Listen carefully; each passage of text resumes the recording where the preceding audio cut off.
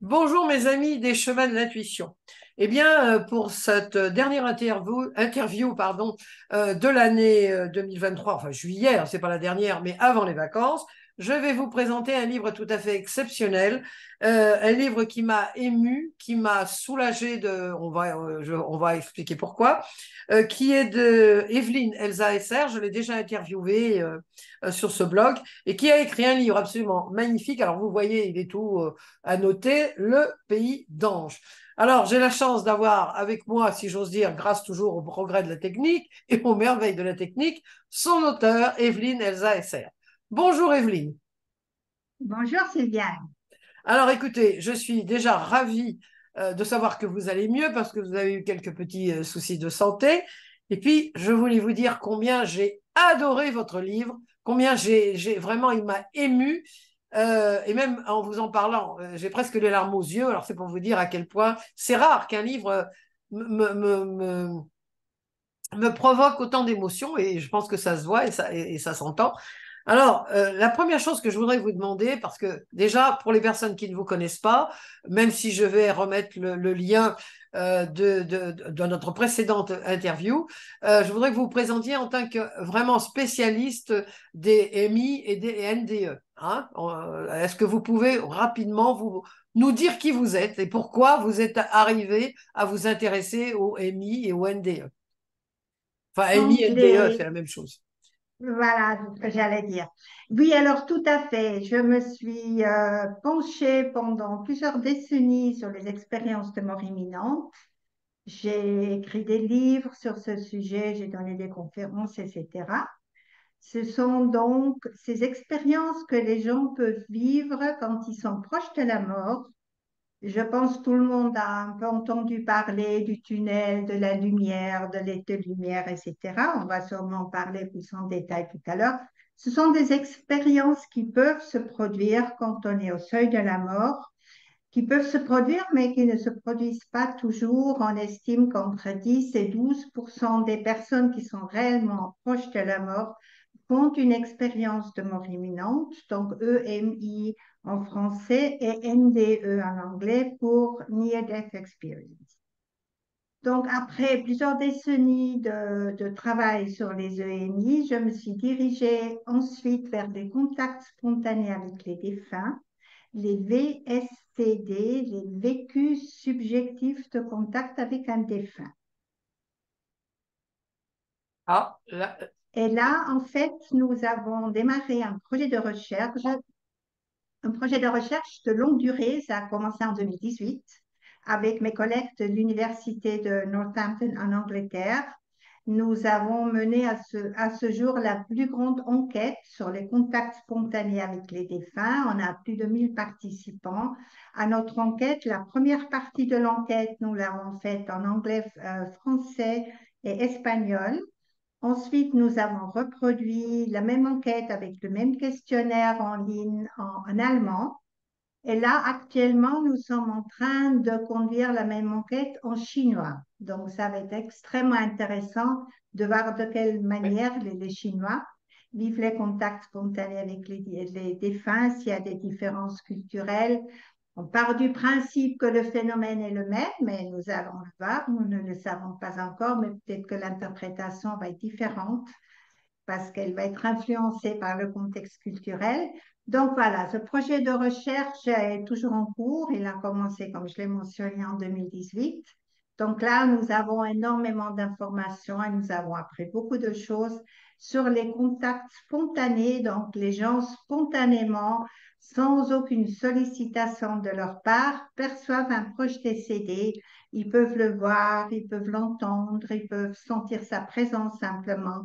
Ils peuvent se sentir touchés par eux ou ils peuvent sentir une fragrance, une odeur qui est caractéristique pour le défunt et qu'ils associent immédiatement avec le défunt. Ils disent, voilà, ça c'est le parfum de ma grand-maman, donc elle est là. Et très, très courant aussi, en fait, c'est le type de VSCD le plus courant, ce sont les contacts pendant le sommeil. Mais les gens disent que c'était pas du tout un rêve, ça n'a rien à voir avec un rêve, c'est tout à fait différent, c'est beaucoup plus logique, cohérent, mémorable, marquant. qu'un rêve qui est souvent oublié rapidement lors du réveil. Et en plus de ça, plus de la moitié, 52% des personnes ont été réveillées par le contact et après le contact s'est poursuivi quand ils étaient réveillés. Après, ils ont vu le défunt, ils l'ont entendu, etc. C'est Donc incroyable, là je vous voilà, interromps, mais c'est oui, incroyable, hein. C'était d'ailleurs le sujet de votre précédent livre pour lequel je vous ai interviewé. C'est assez oui. fascinant, hein, quand même. Et puis surtout, vous, il y a un cadre, je dirais oui, scientifique, mais c'est un cadre vraiment très... on part pas dans tous les sens, c'est vraiment bien cadré, on peut dire. Voilà, c'est bien cadré, hein. Ben, c'est une étude scientifique avec une méthodologie irréprochable. Bien sûr, quand on étudie ce genre de phénomène, on se doit d'être tout à fait rigoureux sur le plan scientifique. Bien sûr, je travaille avec le professeur Chris Rowe, qui est un psychologue spécialisé en parapsychologie, avec son collègue, le professeur associé Callum Cooper, et avec David Lorimer du Scientific and Medical Network et moi-même. Donc, nous sommes quatre. Maintenant, nous avons été rejoint par une jeune chercheuse aussi de l'Université de Northampton, Sophie Morrison. Donc voilà, nous faisons un travail académique classique, si vous voulez, de par la méthodologie, mais bien sûr, nous étudions un phénomène qui n'est pas tout à fait Voilà, classique. voilà. Mais on peut, vous savez, on peut étudier, on peut analyser, étudier n'importe quel phénomène avec une méthodologie scientifique. Donc, Oui, oui, ce qui voilà. paraît, beaucoup sont contre, mais enfin, c'est vrai que. Donc là, on va arriver à ce livre, ce merveilleux petit livre, Le Pays Mhm. d'Ange. Quand je dis ce petit livre, il est petit, il n'est pas grand, on peut le mettre dans le sac, c'est ça qui est aussi important. Alors maintenant, je vais vous poser une question, Evelyne. Ce livre est totalement différent de vos livres précédents. Moi, enfin, je l'ai lu et je l'ai compris comme un roman initiatique. Hein. Donc, je voudrais. On a vraiment le sentiment. Enfin, moi, quand j'ai lu, je suis arrivée à la dernière page, je me suis dit, c'est quelqu'un qui parle. On a l'impression que c'est quelqu'un qui nous parle de tout, une jeune fille et puis qui nous parle. Et alors, bon, là, ça n'est pas une question parce que, bon, vous n'êtes plus une jeune fille, bon, quand même, sans offense, bien sûr. Mais je veux dire, comment est venue l'idée et comment vous êtes-vous glissé dans la peau d'une jeune fille de 15, 16, 17 ans avec autant d'authenticité, autant comment dire, euh, j'allais dire pas d'ingénuité, mais non, mais voilà, d'authenticité. On a vraiment le sentiment qu'on parle avec la personne, que c'est la personne qui nous raconte son livre, enfin qui nous raconte son histoire.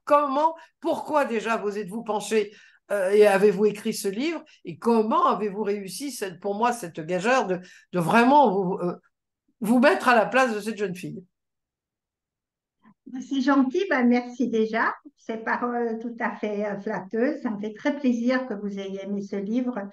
L'idée, c'était de faire parvenir aux gens un message d'une manière un peu différente. J'avais déjà écrit plusieurs ouvrages scientifiques avant qui ont très bien marché. C'était pas ça le souci, mais c'était des livres scientifiques.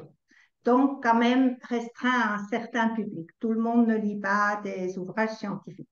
Et je me suis dit, moi, j'ai un message que j'aimerais transmettre sur la vie après la mort, sur cet aspect spirituel de notre vie et comment je vais le faire. Je me suis dit, je vais écrire une histoire, une simple histoire racontée comme telle, où je peux faire passer tout ce que j'ai appris à travers l'étude des expériences de mort imminente, à travers aussi l'étude des contacts spontanés avec les défunts, également les expériences de fin de vie, les visions au moment du décès. C'est aussi un phénomène tout à fait rassurant et magnifique. Les gens qui sont effectivement sur le point de mourir, quelques heures et parfois quelques jours avant de mourir, vraiment, ils ont des visions, ils voient des apparitions, ils voient des proches décédés. Et ils disent, voilà, mon mari défunt, il est venu pour m'accompagner dans le monde spirituel. Il est là pour m'aider à franchir le pas pour que je ne doive pas passer seul ce cap difficile, évidemment, ô combien difficile de mourir. Mais il y a quelqu'un qui est là et qui va m'aider. Donc, ce sont des phénomènes relativement peu étudiés parce que c'est très difficile, parce que les gens qui vivent ces visions au moment du décès décède peu après. Donc, Oui. on n'a que des témoignages de seconde main, soit le personnel soignant à qui les mourants se sont confiés et ont raconté leur vision de leurs proches décédés, soit les proches, la famille, etc. Donc, c'est un phénomène qu'on pense être assez fréquent. Apparemment, ça c'est plutôt les soignants, plutôt les infirmières, plutôt eux que les médecins qui ont le contact donc, très proche avec les patients en fin de vie et qui sont souvent un peu les confidents et les confidentes de ces visions que les mourants ils leur racontent. Et puis après, on part du principe que c'est assez courant, mais on n'a pas vraiment de statistiques très sûres là-dessus, mais ce sont de très, très belles expériences. Donc, toutes ces expériences autour de la mort nous donnent énormément d'informations sur ce qui nous attend, peut-être après la mort physique. Donc, je voulais faire passer toutes ces informations, tout ce qu'on sait aujourd'hui, grâce à ces expériences liées à la mort, et je me suis dit, je vais faire ça sous forme d'histoire parce que c'est une manière qui touche les gens. On a vu que ça vous a touché. Donc voilà, c'est autre chose que les statistiques, c'est autre chose qu'un ouvrage scientifique. Les deux sont importants, les deux sont Oui. nécessaires, hein. Nous, on fait une recherche très scientifique, très rigoureuse, et puis ça donne aussi des livres comme Contact spontané avec les défunts, où il y a effectivement des résultats de notre enquête. Mais je me suis dit, ça se compléterait très bien par une histoire. J'appelle ça plutôt une histoire qu'un roman. C'est l'histoire d'une jeune fille qui a une poupée qui s'appelle Ange et qui lui dit pendant des conversations nocturnes énormément, enfin qui lui donne énormément d'informations sur ce qu'on pourrait appeler le monde spirituel. Et c'est en fait ça vraiment le sujet du livre, tout ce qu'on sait maintenant sur la vie après la mort, grâce aux expériences de mort imminente notamment qui ont été très très bien étudiées, les expériences de fin de vie et les contacts spontanés avec les défunts. On a maintenant des informations qu'on peut proposer au public et j'ai fait ça sous forme d'une petite histoire. Alors, vous dites une petite histoire, moi je dis un roman initiatique. Parce que effectivement, ça nous mène pas à pas. Bon, effectivement, quelqu'un est malade, et bon, et puis on est dans ce milieu de personnes qui peuvent voir qu'au bout, bon, bah, il y a la fin inéluctable. Et alors, votre petite histoire, que moi j'appelle un roman initiatique, mais c'est vous l'auteur, hein, bon, eh bien, pardon, il est écrit, c'est ça qui m'a énormément touché. Il est écrit, alors, comment je vais, là, je cherche hein, depuis plusieurs jours comment pouvoir transmettre la passion que j'ai pour ce livre et l'émotion que j'ai ressentie à le lire avec des mots de simple. Hein. Donc, cette jeune fille qui est là, qui nous parle et qui parle bon, à Ange, hein, sa poupée magique, on va dire, enfin sa poupée, son alter ego, enfin peu importe, enfin chacun peut voir dans Ange ce qu'il veut. Hein. Euh, alors, moi, ce que j'ai ressenti, c'est effectivement cette simplicité. Alors, cette légèreté. Alors bon, alors je sais que là, effectivement, on parle d'un sujet qui est grave, mais on peut parler de choses sérieuses d'une façon. Alors, le style n'est pas léger, c'est pas ce que je veux dire. C'est pour ça que je pèse bien mes mots. C'est écrit d'une façon comme écrirait une jeune fille de 17 ans, 18 ans, voilà. Alors, extrêmement bien écrit, je suis très sensible à l'écriture. Le style est vraiment. Moi j'ai dévoré votre livre hein, en un week-end parce que je voulais savoir ce qui allait arriver. Donc, pour moi, c'est un roman, vous voyez. J'étais vraiment impatiente. Et puis, ce qui m'a aussi beaucoup touchée, c'est la façon dont vous avez abordé tous ces problèmes graves, hein, il faut le dire, mais précisément avec une légèreté, c'est-à-dire c'est pas pathos, c'est pas mon Dieu, on sort pas là, c'est émouvant, voilà, je sais pas comment vous dire d'une autre façon. Donc comment avez-vous trouvé, comment avez-vous pu, si j'ose dire, s'il y a un secret, parce que j'aimerais bien savoir, moi aussi en tant qu'auteur, comment avez-vous pu parler d'une chose aussi grave, d'une façon aussi, je dirais pas décontractée ni légère, si légère, enfin, comment avez-vous réussi à ce tour de force, parce que c'est un tour de force. Voilà. Comment avez-vous réussi, Evelyne? Ah, c'est gentil, Sylviane. Ouais, bon, ce que je dirais peut-être, c'est que bien sûr, la mort, c'est forcément un sujet difficile pour nous tous, mais c'est un sujet inévitable et qui nous concerne tous. Ça, c'est une évidence. Voilà. On va tous être confrontés tôt ou tard à notre mort physique, pas à notre mort, je précise. Mon point de vue, c'est la mort du corps, mais c'est pas la mort de notre être profond et authentique. Donc, notre conscience dans ma vision des choses, Oui, notre conscience, elle survit à la mort du corps. Donc déjà, ça rend ce sujet difficile plus léger, puisque si on est convaincu qu'il y a quelque chose qui nous attend après la mort physique, et quelque chose de très très beau, et ça on le sait grâce aux témoignages des personnes qui ont fait une expérience de mort imminente, ils nous décrivent cet environnement plein de lumière, plein d'amour, d'une beauté indescriptible. Donc voilà, si on aborde le sujet de la mort qui est forcément triste, sous l'angle de la possibilité de la survie de la conscience après la mort physique, alors bien sûr, ça devient tout de suite beaucoup moins dramatique et beaucoup plus léger et avec beaucoup d'espoir. Je pense que c'est peut-être ça, ça donne énormément d'espoir, les expériences des gens qui ont vécu ça, qui nous en parlent. Il y a eu énormément de témoignages, énormément d'études sur les expériences de mort imminente qui ont été vraiment très bien recherchées depuis plus de 50 ans. Donc, on connaît vraiment bien ce phénomène maintenant. Et ça nous donne de l'espoir. Et je pense que c'est ça vraiment qui est à la base de ce roman. C'est vraiment l'espoir qu'au-delà de la mort physique, il y a autre chose qui nous attend et quelque chose de vraiment merveilleux. Alors, comment expliquez-vous que les infirmières soient à l'écoute, enfin en partie de plus en plus, à l'écoute de ce phénomène de mort imminente, et enfin des personnes après qui reviennent, hein, puisque c'est ça, on parle des NDE. Comment expliquez-vous que les médecins, d'une façon générale, se sentent aussi, enfin, soit un peu antagoniques avec, enfin, n'acceptent pas tellement cette notion de Émile pour la plupart. Hein. Bon, il y a les travaux de Charbonnier en France qui ont quand même ouvert beaucoup de chemins et d'autres personnes, hein, dont le docteur Moody, évidemment, l'ancêtre Oui, oui, des tout à fait. NDE. Mais comment expliquer, est-ce que vous, alors je parle en Suisse, puisque vous êtes en Suisse, est-ce que chez vous en Suisse, les médecins sont plus ouverts à ce genre d'expérience? Oui, moi je trouve que ça a beaucoup changé ces derniers 10, 20 ans. Surtout les médecins plus jeunes, ils sont plus ouverts. C'est normal, c'est une question d'âge aussi. Et vous savez, les médecins, ils sont quand même moins proches des patients. Pardon.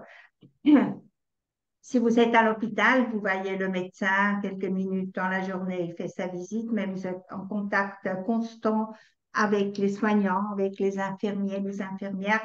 Donc, il y a cette proximité, il y a ce lien thérapeutique qui s'établit. Donc, forcément, on se confie plus facilement, je pense, au personnel soignant, si on vit ce genre d'expérience, si la relation est bonne, on en parle peut-être plus facilement qu'à son médecin. Mais je trouve que vu que les EMI sont vraiment bien connus maintenant, aussi par le corps médical, moi je vois une vraie ouverture et bien sûr il y a toujours ceux qui n'y croient pas et qui disent non, ce sont des hallucinations, il n'y avait pas assez d'oxygène, tout ça. Mais on sait que ces arguments ont été démenti depuis maintenant plusieurs dizaines d'années. C'est pas ça qui fait que les gens vivent des expériences de mort imminente. Il y a autre chose en jeu.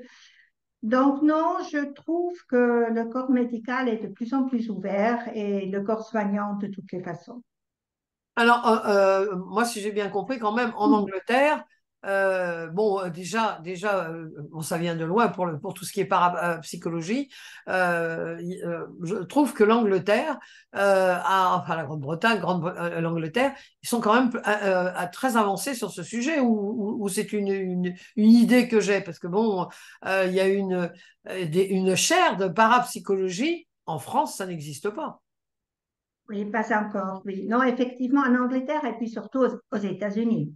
C'est là, l'impulsion, elle est vraiment venue des États-Unis. Il y a cette ouverture, il y a cette recherche aussi sur la nature de la conscience qui est maintenant en pleine expansion dans plusieurs pays, dans plusieurs disciplines, en psychologie, voire Oui, parapsychologie, bien sûr, mais aussi en physique quantique. Là, il y a énormément de choses qui se passent et j'écoute beaucoup de conférences en anglais.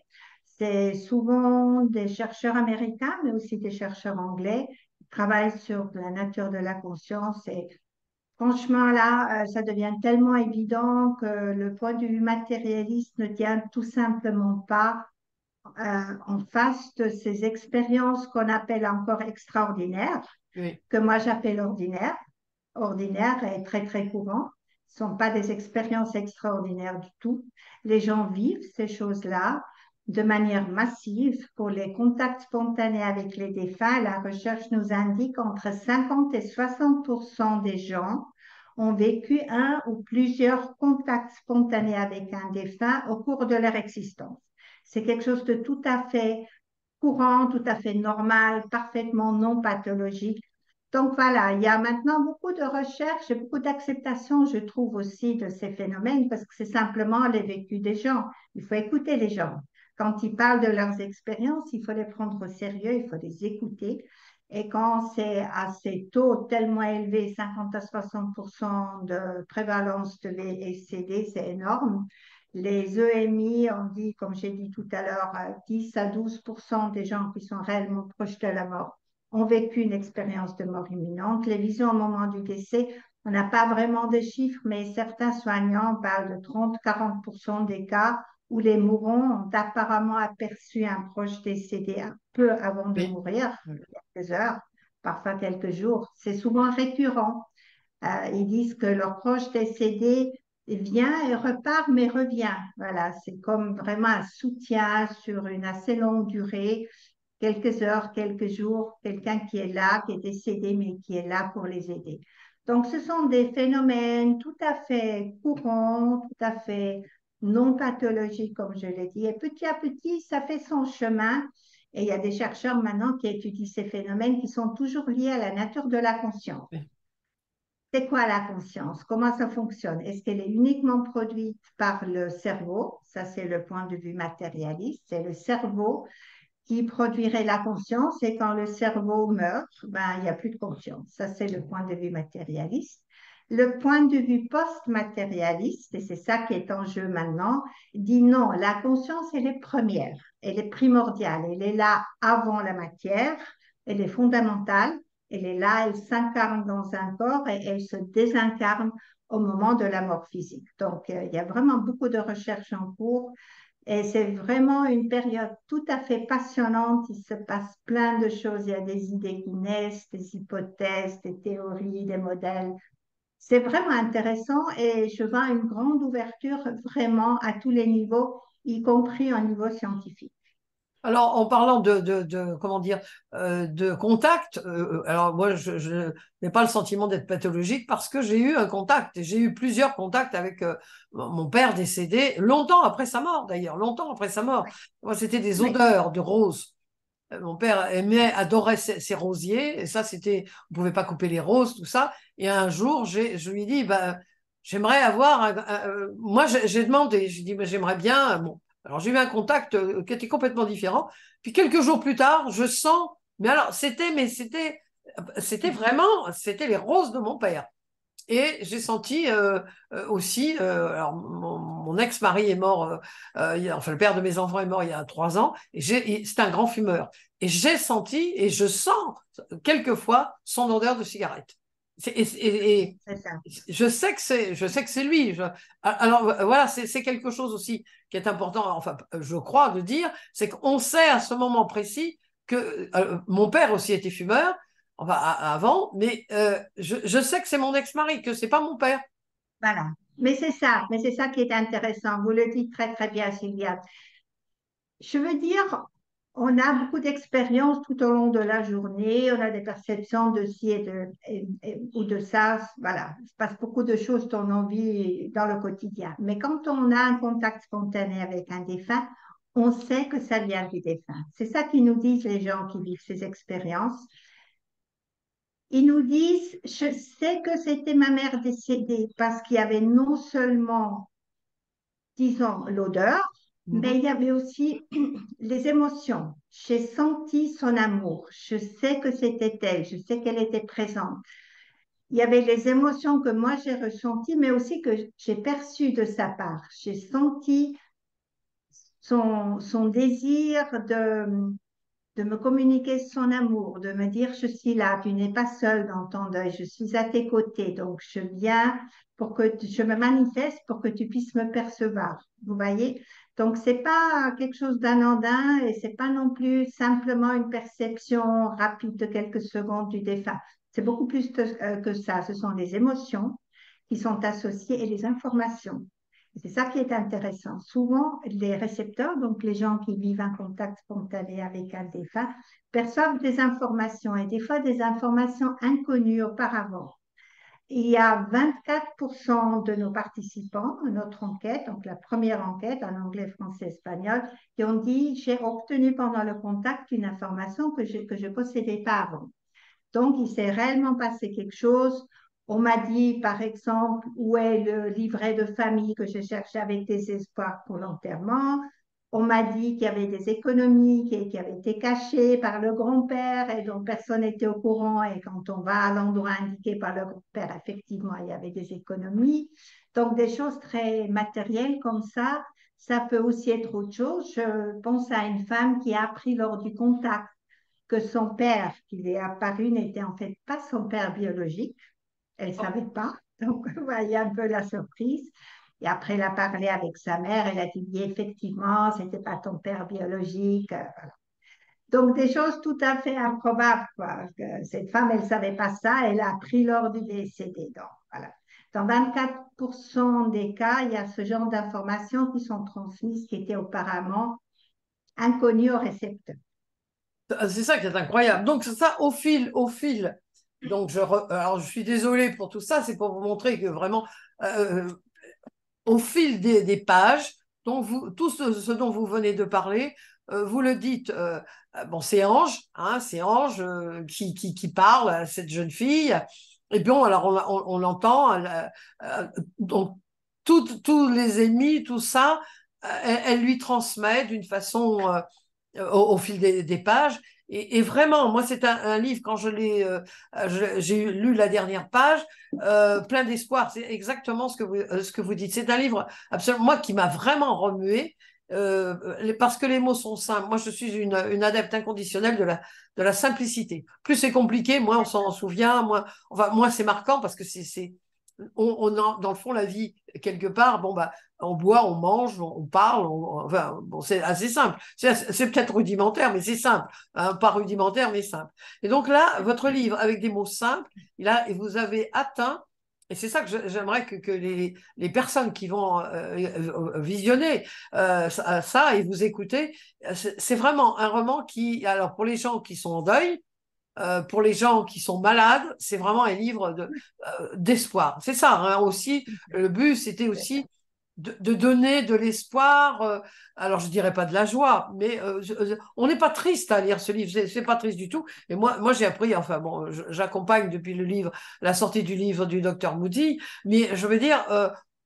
Voilà, c'est beau ce que vous dites. C'est vraiment, vous avez vraiment réussi votre coup, Evelyne.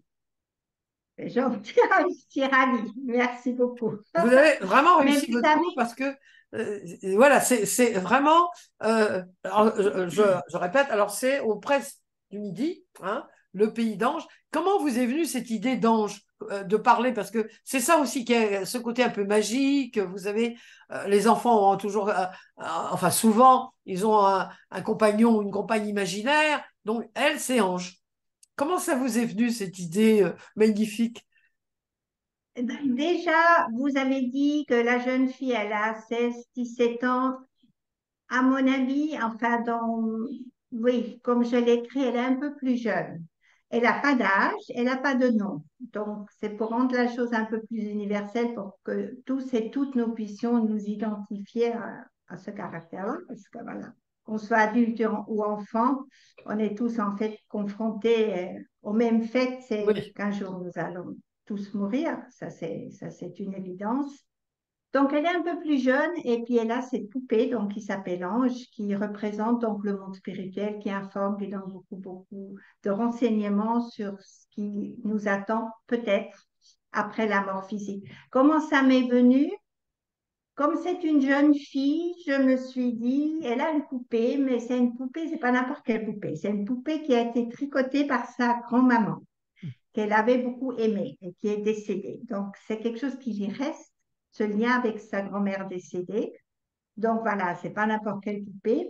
Et puis d'ailleurs, dans cette histoire-là, je parle aussi d'un VSCD, dans un contact spontané que la jeune fille a avec sa grand-maman décédée qui est venue la voir dans un moment où la jeune fille était un peu en détresse. Donc voilà, ben, je me suis dit, ça m'est venu en fait assez spontanément. Une jeune fille, elle a besoin d'informations parce qu'elle est dans une situation un peu compliquée. Donc, qui peut lui donner des informations sur le monde spirituel? Ben, je me suis dit, une poupée, ça conviendrait bien. Et C'est bien sûr, vraiment. une Alors, poupée qui s'appelle Ange. pardon, oui, Ange, en plus. Oui, Voilà, Ange. Oui, oui, non, mais vraiment, c'est ça. alors, je dis, c'est un roman initiatique et j'aimerais terminer sur ces mots parce que, voilà, je le recommande évidemment chaleureusement. Je pense tout le monde aura déjà compris que j'ai adoré votre livre, je l'ai dit et je le répète.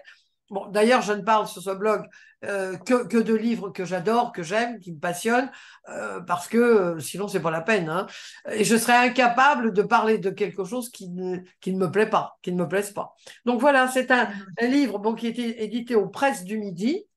Hein, je le remontre. Alors évidemment, il y a tout un tas de, vous voyez, il est griffonné, griffouillé et tout.